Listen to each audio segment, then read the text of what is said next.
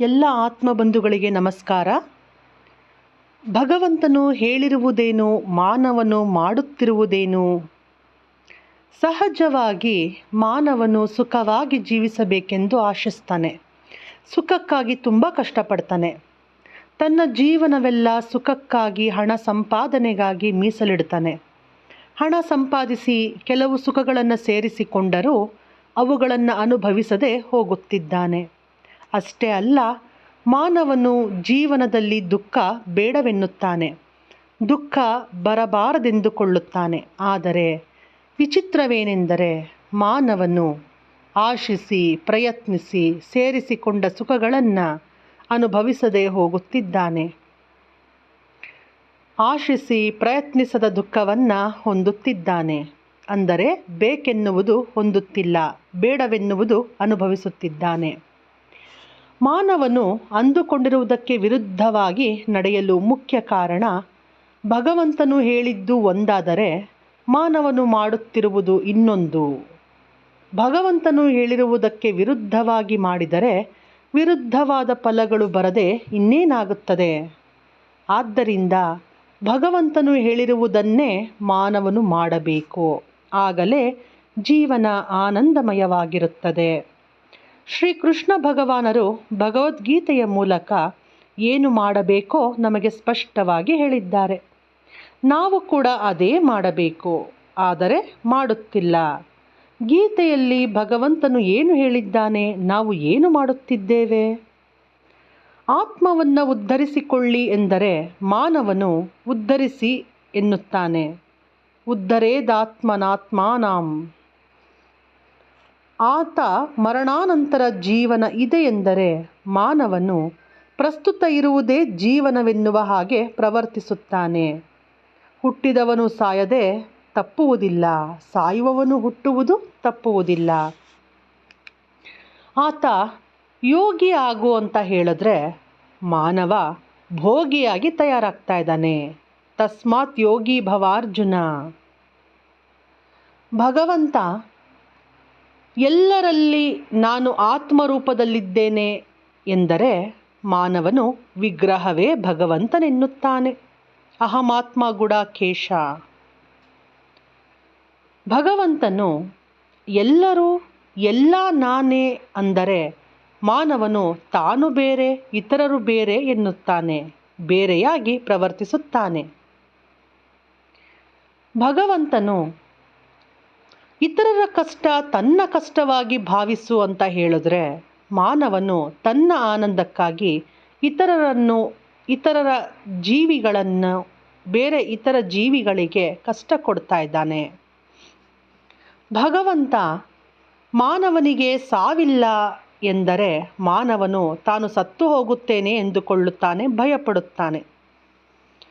ಭಗವಂತ ಸತ್ತು ಹೋದವರ ಕುರಿತಾಗಲಿ ಸತ್ತು ಹೋಗುವವನ ಕುರಿತಾಗಲಿ ದುಃಖಿಸಬೇಡ ಅಂತ ಹೇಳಿದ್ರೆ ಮಾನವನು ಅವರ ಕುರಿತು ದುಃಖ ಪಡ್ತಾ ಇದ್ದಾನೆ. ಭಗವಂತ ಶೀತೋಷ್ಣಗಳಿಗೆ, ಸುಖ ದುಃಖಗಳಿಗೆ, ಮಾನ ಅಪಮಾನಗಳಿಗೆ ದುಃಖಿಸಬೇಡ ಎಂದರೆ ಮಾನವನು ದುಃಖಿಸುತ್ತಿದ್ದಾನೆ. ಭಗವಂತನು ಗುಣಗಳು ಸರಿ ಮಾಡಿಕೊಳ್ಳಲು ಹೇಳಿದರೆ ಮಾನವನು ರೂಪವನ್ನೇ ಸರಿ ಮಾಡಿಕೊಳ್ಳುವುದಕ್ಕೆ ಪ್ರಾಮುಖ್ಯತೆಯನ್ನು ಕೊಡ್ತಾ ಇದ್ದಾನೆ. ಆತ ಅಂದರೆ ಭಗವಂತ ಕರ್ಮ ಮಾಡುವವರಿಗೆ ಮಾತ್ರ ಅಧಿಕಾರ, ಆದರೆ ಫಲಿತ ಆಶಿಸುವುದಕ್ಕೆ ಅಧಿಕಾರವಿಲ್ಲವೆಂದರೆ ಫಲಿತಗಳನ್ನೇ ಆಶಿಸಿ ಪೂಜಾದಿ ಕರ್ಮಗಳನ್ನು ಮಾಡುತ್ತಾನೆ ಈ ಮಾನವ. ಕರ್ಮಣ್ಯೇವಾಧಿಕಾರಸ್ತೆ ಮಾ ಫಲೇಷು ಕದಾಚನ. ಭಗವಂತನು ಆತ ಪ್ರತಿಫಲವನ್ನು ಆಶಿಸದೆ ಮಾಡು ಅಂತ ಹೇಳಿದ್ರೆ ಮಾನವನು ಆಸೆಗಳನ್ನು ಕುರಿತು ಅಂದರೆ ಪ್ರತಿಫಲವನ್ನು ಆಶಿಸಿಯೇ ಮಾಡುತ್ತಾನೆ. ಭಗವಂತನು ಗುಣಗಳೆನ್ನುವ ಪ್ರೀತಿ ಪುಷ್ಪಗಳನ್ನು ಅರ್ಪಿಸು ಅಂತ ಅಂದರೆ ಮಾನವನು ಮಾಮೂಲು ಪುಷ್ಪಗಳನ್ನು ಅರ್ಪಿಸುತ್ತಾನೆ. ಆತ ಒಳ್ಳೆಯ ಕೆಲಸಗಳೆನ್ನುವ ಫಲಗಳನ್ನು ಸಮರ್ಪಿಸು ಅಂತ ಹೇಳಿದ್ರೆ ಮಾನವನು ಮಾಮೂಲು ಫಲಗಳನ್ನೇ ಸಮರ್ಪಿಸುತ್ತಾನೆ. ಒಳ್ಳೆಯ ಆಲೋಚನೆಗಳನ್ನು ಪತ್ರೆಗಳನ್ನು ಸಮರ್ಪಿಸು ಅಂತ ಅಂದರೆ ಒಳ್ಳೆಯ ಆಲೋಚನೆಗಳೆಂಬ ಪತ್ರೆಯನ್ನು ನನಗೆ ಸಮರ್ಪಿಸುವಂತ ಭಗವಂತ ಹೇಳ್ತಾ ಇದ್ದಾನೆ ಅಂದರೆ ಮಾನವನು ಮಾಮೂಲು ಪತ್ರೆಗಳನ್ನೇ ಸಮರ್ಪಿಸ್ತಾನೆ. ಆ ಭಗವಂತ ಒಳ್ಳೆಯ ಜೀವನವೆನ್ನುವ ಉದಕವನ್ನು ಸಮರ್ಪಿಸು ಅಂತ ಹೇಳಿದ್ರೆ ಈ ಮಾನವನು ಬರೀ ನೀರನ್ನು ಸಮರ್ಪಿಸ್ತಾ ಇದ್ದಾನೆ. ಭಗವಂತನು ಆತ್ಮ ನಾನೇ ಎನ್ನುವ ಭಾವನೆಯಿಂದ ಇರು ಎಂದರೆ ಮಾನವನು ದೇಹ ಎನ್ನುವ ಭಾವನೆಯಿಂದ ಇರ್ತಾ ಇದ್ದಾನೆ. ಭಗವಂತನು ಜೀವಹಿಂಸೆ ಮಾಡಬೇಡವೆಂದರೆ ಮಾನವನು ಜೀವಹಿಂಸೆ ಮಾಡಿ ಮಾಂಸ ಭಕ್ಷಣೆ ಮಾಡುತ್ತಿದ್ದಾನೆ. ಭಗವಂತ ಆಮೆಯ ಹಾಗೆ ಇಂದ್ರಿಯಗಳನ್ನು ಅಂತರ್ಮುಖ ಮಾಡು ಅಂತ ಹೇಳ್ತಾ ಬಂದರೆ ಮಾನವನು ಎಷ್ಟು ಹೊತ್ತು ಇಂದ್ರಿಯಗಳ ಜೊತೆ ಬಾಹ್ಯ ಕಾರ್ಯಗಳನ್ನೇ ಮಾಡ್ತಾ ಇರ್ತಾನೆ.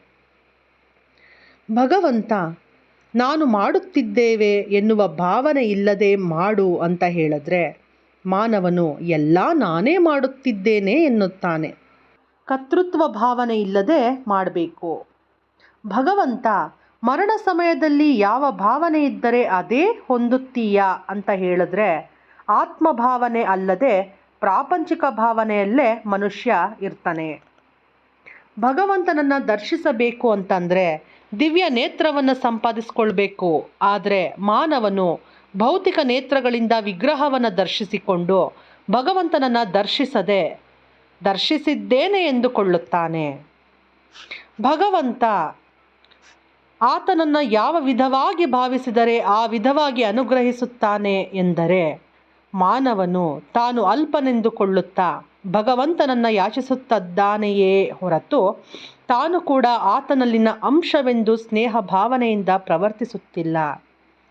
ನೋಡಿ ಮಾಸ್ಟರ್ಸ್, ಎಷ್ಟೋ ಅಂತರಗಳಿದೆ. ಭಗವಂತ ಹೇಳಿರೋದೇನು, ಈ ಮಾನವ ಮಾಡ್ತಾ ಇರೋದೇನು.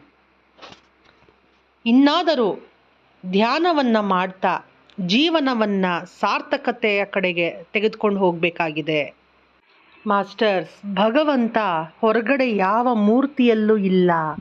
ಪ್ರತಿಯೊಂದು ಜೀವರಾಶಿಯಲ್ಲಿ ಪ್ರತಿಯೊಬ್ಬರಲ್ಲೂ ಕೂಡ ಆತ್ಮದ ರೂಪದಲ್ಲಿ, ನಮ್ಮೊಳಗಿನ ಆತ್ಮ ರೂಪದಲ್ಲೇ ಭಗವಂತ ಇದ್ದಾನೆ. ಅದನ್ನು ನಾವು ಧ್ಯಾನವನ್ನು ಮಾಡಿ ನಮ್ಮೊಳಗಿರುವ ಆತ್ಮ ರೂಪದ ಭಗವಂತನನ್ನು ದರ್ಶಿಸಬೇಕಾಗಿದೆ. ಇದೇ ಪರಮ ಸತ್ಯ ಮಾಸ್ಟರ್ಸ್. ನಮ್ಮೊಳಗಿನ ದೇವರನ್ನು ನಾವು ಪೂಜೆ ಮಾಡಿಕೊಳ್ಬೇಕಾಗಿದೆ. ಅದೇ ಧ್ಯಾನ. ಧ್ಯಾನ ಸಕಲ ರೋಗ ನಿವಾರಣಿ. ಧ್ಯಾನ ಸಕಲ ಶಾಸ್ತ್ರಜ್ಞಾನ ಪ್ರಸಾದಿನಿ. ಧ್ಯಾನ ಸಕಲ ಭೋಗಕಾರಿಣಿ, ಯೋಗಕಾರಿಣಿ ಮಾಸ್ಟರ್ಸ್.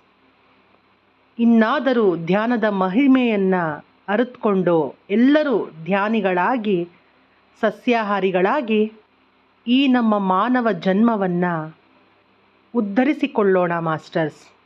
ನಮ್ಮ ಆತ್ಮ ಉನ್ನತಿಯ ಕಡೆಗೆ ನಾವೆಲ್ಲರೂ ಸಾಗೋಣ ಅಂತ ಹೇಳ್ತಾ ಇಂದಿನ ಸಂಚಿಕೆಯನ್ನು ಮುಗಿಸ್ತಾ ಇದ್ದೀನಿ. ಧನ್ಯವಾದಗಳು.